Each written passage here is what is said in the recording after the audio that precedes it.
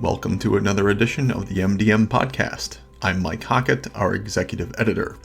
While publicly traded distribution giants garner much of the news headlines here on MDM, a large portion of the industry is still driven by family-owned and operated firms, one of which is Madison, Wisconsin-based First Supply, a distributor of commercial and residential plumbing, waterworks, and HVAC supplies with approximately 700 employees across 50 locations.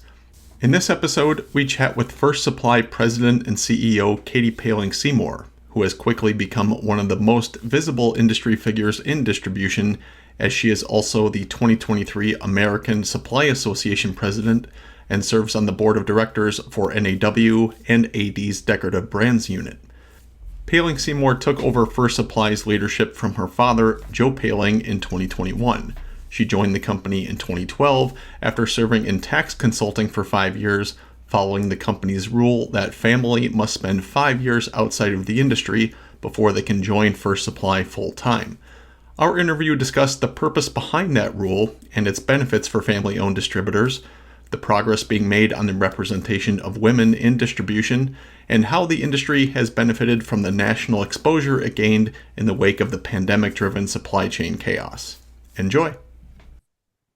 Katie, thanks for taking the time to be on the MDM podcast. Thank you very much for having me. It's great to be here. I'll start off by saying that you are one of the busiest people I know in all of distribution, besides serving as the president and CEO of First Supply, which now has about 700 employees across nearly 50 locations. You're currently serving as the president of the American Supply Association, in which you founded its Women in Industry division. You're also on the board of AD's Decorative Brands Unit, and you're a new member of NAW's board of directors.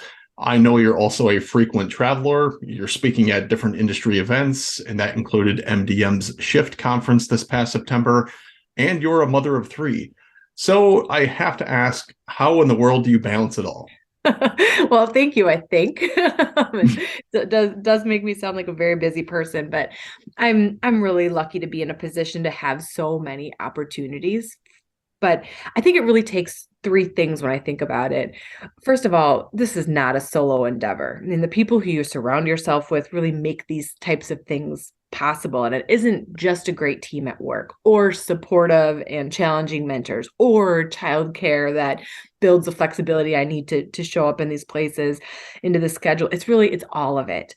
And it's all of it coming together and everybody involved mostly rowing in the same direction. So the people are so important. But secondly, it's not necessarily a balance, it's a blend. And some of your listeners may have heard me say that before. But I do believe it's so important for all of us, regardless of our role in our organizations, but especially for those of us in leadership, to really create a space for people to bring their interests to work and be able to bring what's important to them with them.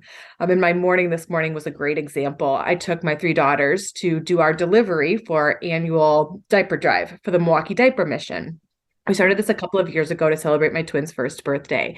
And it just became this phenomenal way to bring our business with my family, with something that's important to me to support young families in our community.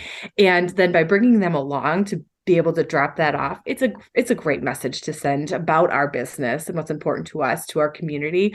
But there's no better way I could teach them about giving back to their community and the power of business for good and all of these things. So when you can find those magical moments of connectivity where you can do these things that make sense in so many areas of your life, those are the things I keep striving for and keep looking for and keep trying to prioritize, which is, I think, the third thing that makes any of this work, because you can't do all the things all the time. So I'm trying to work on saying no, but I'm also working on saying yes, but not right now, and really preserving some of those opportunities for myself, even though if it doesn't have to be at this moment. But one of the things that really resonated with me, I heard just in the past few weeks, was that the most powerful thing a leader has is their time.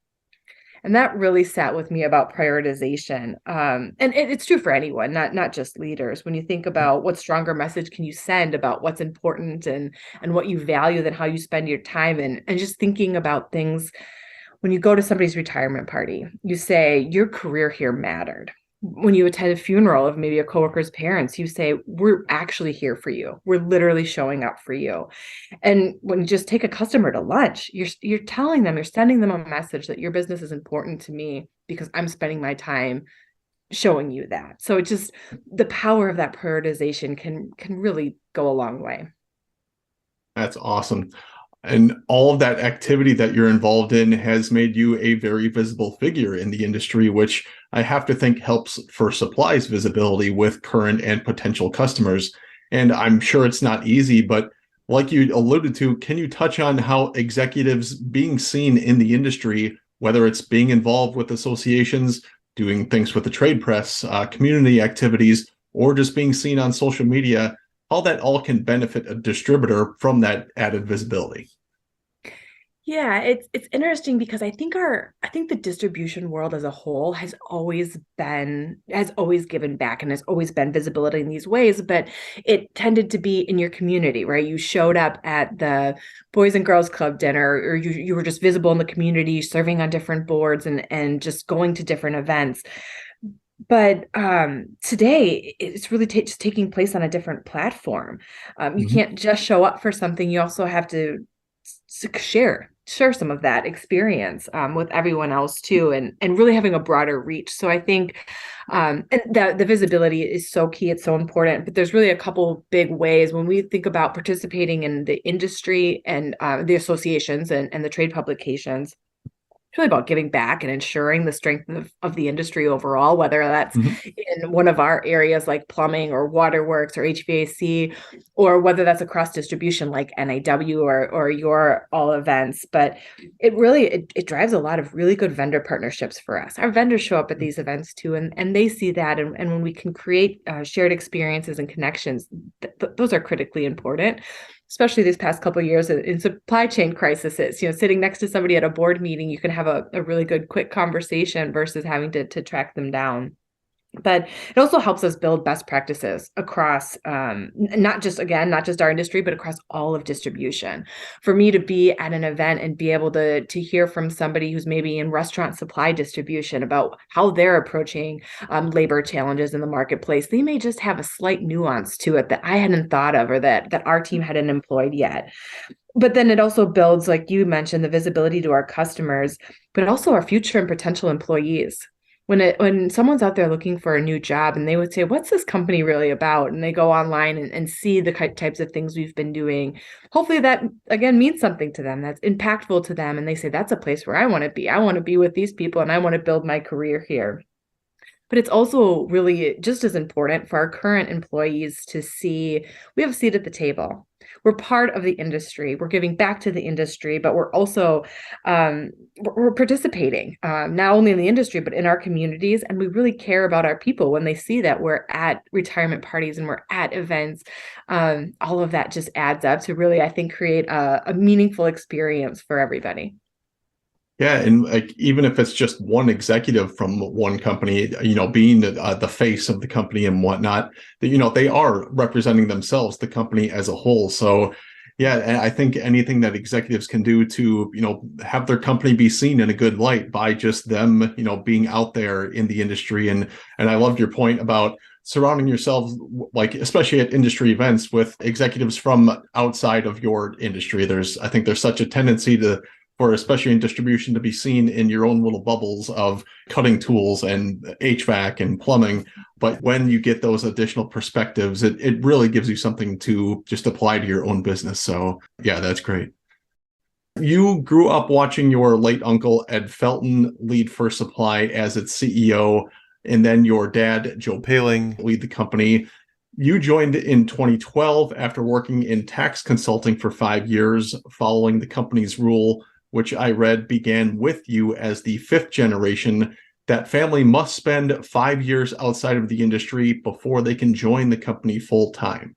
That's a unique rule that I haven't heard of from other family owned and led distributors, but perhaps it's more commonplace than I assume. But can you take me through, the purpose behind that rule for First Supply and why it can be beneficial for family led distributors?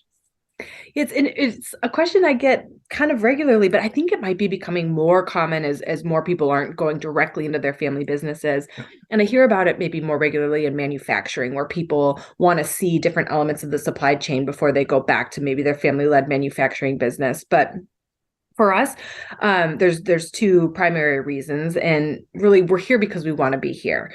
I could go elsewhere, and I did go elsewhere and have a career, but I chose to come back, and this is the place that I see myself and I see my career being built. So that's a big reason. It's not that, it helps ensure there's not as much family pressure to be someplace. But probably the bigger reason is we experience a different company culture elsewhere. We have a different boss, someone that's maybe not a family member.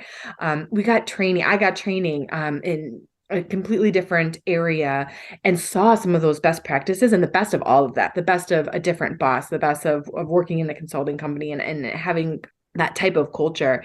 And I can bring that back to our business and make our business better by, again, all sharing all of those best practices and utilizing all of that and bringing some credibility with me from the standpoint of having seen and done and experienced all of those things, and then having them come into our industry. I think distribution, it will be critical in distribution as we go forward to attract people not only from within the distribution business, but from all walks of life and businesses. We continue to attract some really phenomenal people who are just learning about distribution as they're learning about a role at our company. And that's really neat to me, because that means we're bringing the smartest people in the room to distribution, and not just the smartest people in distribution, although we have some very, very smart people. We're really attracting the best of what's out there, which is exciting. Before you took over as president and CEO in mid 2021, you served in different sales and operations at the company, which really allowed you, like we just talked about, to gain those different perspectives into not just how those different areas of the company operated, but into the customer relationship dynamics at those different stages of the buying experience. So how did those formative years at First Supply help you prepare to lead the company and still help you today? Uh, oh, so many ways. It's almost every day I gotta have some reason or some opportunity to think back at my various different experiences throughout the business. But ultimately, it showed me why we do what we do. When you think about our customer experience is paramount. When that's why we're here every day. We wouldn't be here if it weren't for our great customers. But helping me see in each of the different segments of our business, who are the key customers, who are the key vendors, what are the key associations, how do we engage, what's going on, what are the key problems in that segment of the business. So our CFO, Todd Restel, and I did this and divided up all the different segments of the business sort of in the last couple of years, and then did a deep dive into each one of those, which was so important for our learning. But fundamentally, I mean, you hit the nail on the head in terms of the key customer dynamics. And I go back to that so often. One of the first things I did when I stepped into this role was I met with our top 5 customers to better understand who they saw us as, what they were thinking about for the future, and to help them understand our vision really for where we want to go and how we value their partnerships as we move forward. Even today, I look at the calendar, and every month I have a goal to do a key employee event, a key vendor event, and a key customer event. And that really does go back to that foundational element of being in the room with the people who are making buying decisions based on how we're presenting those things to them, and staying close to the customers is just, it's something that I've seen my family do for generations, and ultimately became the foundation of our success. I think there's a story was shared with me pretty recently about my grandfather, Gerhard, who it was a huge snowstorm in La Crosse, and must have been a million years ago, but way back in the early days, giant snowstorm. We thought the business was going to be shut down. Well, of course, he showed up at work and he started calling people and saying, "Where the heck are you? I'm here. The customers are here. Where are you?" So it was just, and that was it. Ultimately, I mean, there was no question in his mind. Our customers were going to need product. This was going to be a cold day in Wisconsin, and surely we would have to be here to make sure they had the parts that they needed to take care of their customers. But it really goes back to that foundational element of taking care of the customers, and that was from day one what I've learned, and what I continue to keep near and dear. Fantastic. I mentioned how you founded ASA's Women in Industry division, and it's been great to see most of the prominent associations relevant to the distribution sector continue to put more resources into either forming similar women industry groups or expanding ones that already exist. So, what can you say about the work that you're seeing being done in this industry to support and attract more women to distribution?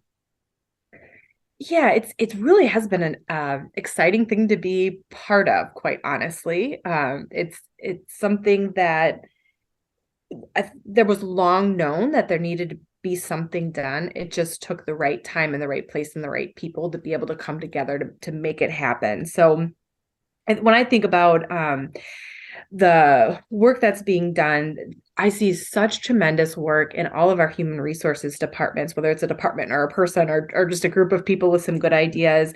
For so long in distribution, the only way to earn your stripes was through the warehouse. You had to start in receiving, and then you moved to returns, and then you moved your way through till you got to the counter, and then you finally got to the counter and you went to inside sales and you went to outside sales. And that was kind of the only path. And I already talked about attracting the smartest people in the room. And sometimes you get people and they say, I'm really not interested in doing that. If that's the only way to get from point A to point B, I'm going to self-select out and I'm just never going to get to point B. So when we think about being able to build the ability for people to earn just as much credibility but maybe gaining it elsewhere. So maybe could it be through an accounts payable department where they're learning and processing things, or they're utilizing different skills in different areas of the business that doesn't entail starting from that point, because I do believe that will allow more women to see themselves in those roles. The warehouse is a great person for a female, or a great place for a female, excuse me. I think we always have attracted really great women to the business, but the problem comes when you've got to move through these different roles. And I think the other element of that is that women get to a certain point in distribution, and not only distribution in so many places, but they start to look around and go, no one else here looks like me. No one else here thinking like me. I'm not necessarily part of this group. And that's really was the impetus of starting Women in Industry at ASA, was we knew that there were women in those rooms all over the country. And by bringing them together, we created this incredibly powerful way of all of us having that shared experience that we're not able to get every single day. And I think that's truly been the power of it. But when I also think about, women don't necessarily want to be the only one in the room. They don't necessarily want to be the first woman in the room. I heard a really good Sally Ride quote that Condoleezza Rice referenced a few weeks ago. And she said, I didn't want to be the first woman in space. I just wanted to be in space. And so when you think about again, women having the ability to just show up and do their job and be the best they can be at it every day, regardless of who they are, that's the conversation that I think is happening today. And that's the conversation that I believe is becoming much more regular. And that's where we're really going to get a whole lot of energy behind it. I started covering the distribution sector as, from the editorial side back in 2014. So, 8-9 years ago. And in just that time, I've definitely seen a noticeable improvement in just the ratio of men to women in the room. And, in all these, keynotes and whatnot, you just kind of scan around the room, get a bit of a demographic kind of feel for who's in there. And I mean, again, it's only been 8-9 years, but I have noticed the needle moving that way. And it just has been great to see. And obviously, there's still so much work to be done towards better balancing that ratio. And the progress on that front tends to be very incremental year over year. But as someone who represents the fifth generation of family-led leadership for your company and a prominent woman figure in this industry, can you touch on how much, again, that you've seen the needle move in terms of the progress on representation of women in distribution over the past decade plus that you've first started at First Supply back in 2012? So I've got a sneak peek of a statistic for you that I'm going to be sharing at the Women in Industry meeting next week. In 2014, at ASA's National Network Conference, 9.7% of the attendees were female. In 2022, 15.8% were female. So we nearly doubled that number over that time frame. And 2014 being the year that Women in Industry was founded. It's actually even better when we look at our senior leadership. strategic planning meeting that we have, it's about 3 times as many women who are who attended that this year as attended in 2014. So we actually have metrics behind the needle moving, which is really exciting when we can quantify that. Because like you said, you look around the room and it feels different. It looks a little Right. different, but when we pulled the statistics, we were really pleasantly surprised to see in black and white how much that's moved. And it's not been one thing. Like I said, there's a couple things I think people are starting to talk about and think about differently, but it's been many things around, some of it just being the visibility behind, visibility of women in leadership in some of these roles, and the visibility of the need to have a conversation around how people are balancing and doing things. And some of this came out of the pandemic a little bit, when childcare became a different conversation or a different availability, and people had to figure out how they were going to address that need for their teams. And that's not a female issue. That's, a family issue. It's one for everybody, whether you are caring for a young child or whether you're caring for an older parent. You may have the same demands on your time when it comes to taking care of someone else's needs in your home. So all of those things that are just talked about in a different way. And I think people are much more open to thinking about different programs and opportunities to do so. Definitely. And it's unfortunate that it took a pandemic to kind of get to, that embracing that kind of flexibility. But I guess you can see it as a somewhat of a benefit that came out of going through that ordeal. At MDM's Shift event this past September, and in other recent interviews you've done, you've mentioned how this is distribution's moment, in the sense that the general public and the national news cycle never really talked about distribution until supply chains went crazy coming out of COVID, and distributors were relied on more than ever. It just seemed like there was maybe the first time a lot of people learned what distributors actually did. And now that we're mostly post-COVID, what do you think the lasting impact has been from that industry exposure for a lot of people who previously never knew about distribution and the great things being done in this sector? I think this is going to have a tremendous lasting exposure, because there's a whole group of dynamics that people now understand. One of the places I see this the most poignantly is, quite honestly, in some of the work that I've long done, but very recently have been doing in government relations. Our government officials didn't think that much about distribution. We've had experiences in our own business where there have been various investment credits or funding opportunities that were made available to a manufacturing sector or a trade sector, but distribution was really just written out of some of those things. And you think it was no real fault of anyone. No, it was not intentional. No one just considered that there was even this entire segment of the business. I actually had a discussion with a government leader at one of our facilities, standing on our dock, looking out and saying, "Are those fire hydrants there?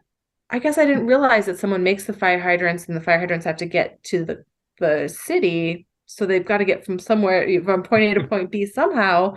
We just figured they magically arrived." Well, Right. no, they come to our facility, and we consolidate them. They sit here until the project is needed, and then they go out. That's what we do. So even some basic things about those types of products that it's been a phenomenal education. More questions are being asked than ever. And I think it is going to continue to inspire us to improve and continue to do better when we think about some of the assumptions that we made as distributors about our end users. We maybe assumed they didn't need very sophisticated online ordering platforms. Well, it's news to all of us. They buy on Amazon too, and they need just as sophisticated as ordering platforms. So we're seeing those investments happen. The Shift conference was a phenomenal example of that, and the amount of discussion around e-commerce and digital data collection and all of those things that now we're getting really good at. We're getting really smart about these things, and we've always done a lot of them. We just didn't necessarily organize them in a way that we could utilize for everyone's benefit. So those are the types of things that I think we'll continue to see investment in. The other thing I'm super excited about is the AI work being done in our space. I think that the use case was maybe not so well defined prior to some of the supply chain crisis. And when I think about this being on our moment, in other industries, AI has maybe been part of the conversation for a little while. For us, it's kind of like the great unknown and we're at the cusp of this huge opportunity that I think has the ability to change the way we do business for the good. It's going to create more jobs. It's going to make us more efficient. We're going to be able to run businesses better than we ever have before. But all of that feels like it's just about to happen. Yeah, the amount of digital adoption and just acceleration in the past 3 years just seems to have dwarfed where it was a decade earlier. It's just the timeline of this adoption has just shrunk so fast, and it's fascinating to think about where we're going to be, 3 years from now, if everything stays at the same pace it is. So definitely exciting times ahead. One thing I like to ask all executives in our podcast, given the market volatility we've seen in these past 3 years, is just what is product demand looking like right now? And I know that's a shifting gears a lot here, but we've been hearing for at least a year now, or at least it seems like, about a looming industry slowdown or a pending economic recession. But it seems to keep pushing further and further out as industrial markets seem to have remained more resilient than perhaps previously expected. So whether it's for supply or what you're hearing from ASA members, what does demand look like right now, at least in the near term, for the markets that First Supply sells into, which are primarily commercial and residential plumbing, waterworks, and HVAC? A lot like what you said, we're seeing a lot of resiliency and a lot of strength here for our business specifically, but from ASA members overall. We're just seeing an incredible amount of companies who are continuing to build demand for the products. And so much of what we've learned and talking about all the things we just pulled together, the AI, the e-commerce, the supply chain utilization that's different than it was a number of years ago. We're working closer with our vendor and manufacturing partners to deliver on needs to our customers better than ever and in different ways than we probably thought we would be doing now. So as we've continued to evolve, when you think about distribution, it's been an evolution, and at our core, we've done the same thing for a long time, but the ways that we've done it and the value that we're adding to the supply chain continues to grow. And that's where we're creating a lot of demand, is that contractors were once holding more product. They don't want to hold that product anymore. It comes back to us and our ability to not only hold it, but provide training and safety for some of these materials. Safety is critical. If the installation is not done properly, lives are literally at stake. And that's one of the values that we can bring to the supply chain by ensuring that they are well trained and they do understand proper installation on some products. So when we put all of that together, we're still seeing a tremendous amount of demand, especially in residential, whether it's multifamily or single family homes. We do not have enough homes in this country. And I've heard that since I started in this industry, because we never rebounded from 2008. When you dig into some of the housing metrics, we're still far from it. And unfortunately, when you see things that happen like the natural disasters and the weather events in the South over the last couple of weeks, unfortunately, a whole new element of housing demand has been created by some of those tragic storms. And we will have to pull together as an industry and as a country and rebuild those communities. And that's going to continue to require our products moving to those areas and being available for them to rebuild those communities.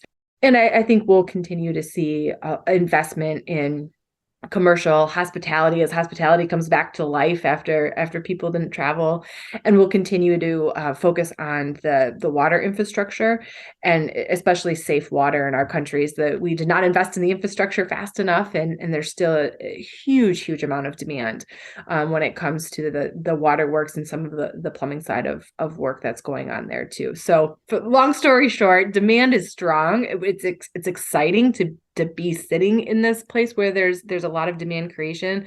No doubt that the economy has all the signs of some challenges ahead, but as we continue to make smart decisions, we can use things like AI to make sure we've got the best KPIs available to us to make quick decisions and preserve our businesses and our profitability and take care of our people by making those quick decisions before things turn on us. Then I think we'll see a lot of strength in the future. In all of my discussions with when I ask this question to distributors of all kinds, definitely not just plumbing and HVAC, but kind of the response seems to be just like, what slowdown? Like they keep hearing that it's out there, but like they're not seeing it in their numbers and what their customers are saying. So there's definitely a lot of optimism out there, even with all the talk, kind of that people are talking about for the year ahead here. Well, Katie, that's really all the planned questions I had for you here. But before we wrap up, I want to give you a chance to anything else that you want to share with our audience of distribution executives, whether it's about First Supply or just anything else that we didn't cover here. I'd really like to just take an opportunity to reiterate the message that I delivered in my incoming president's speech at the American Supply Association meeting this past fall. And it really puts a bow on so many of the things we've talked about today in visibility and women in business and the importance of distribution in the supply chain. But really it's about bringing people along with you, showing other people how powerful our industry is, and creating the opportunity for a young person or a new person in your business to build their career and experience distribution and your business in a way that maybe they otherwise wouldn't have access to. If you have a vendor meeting, say to somebody who's on the purchasing team, hey, do you want to sit in on this one with me? This would be really interesting for you to hear directly. Or you're going to one of those customer lunches I mentioned about how we're prioritizing our time. Invite somebody with you, maybe somebody who doesn't always have an opportunity to hear directly from the customer how their role might impact that customer's experience with their business. And by doing some of these small actions, by bringing people along with us, we really do create the connectivity that will ensure the future of all of our businesses and the distribution channel overall, because we'll have invested people, we'll have invested employees, invested vendors when they see that you've brought someone with to continue to learn about them, invested customers when you're sharing those experiences and creating a better dynamic for them. All of it just makes so much sense when you think about being able to support someone's growth. And it doesn't have to be only if you're a leader in the business or leading the entire business. You can do it no matter what level you're at, but especially when you're sitting in the executive seat. That's my challenge to the industry overall. That's a great message for us to end with. Well, Katie Poehling Seymour, thank you for taking the time to be here on the MDM podcast. And best of luck with everything going forward. Thank you very much. Have a great day.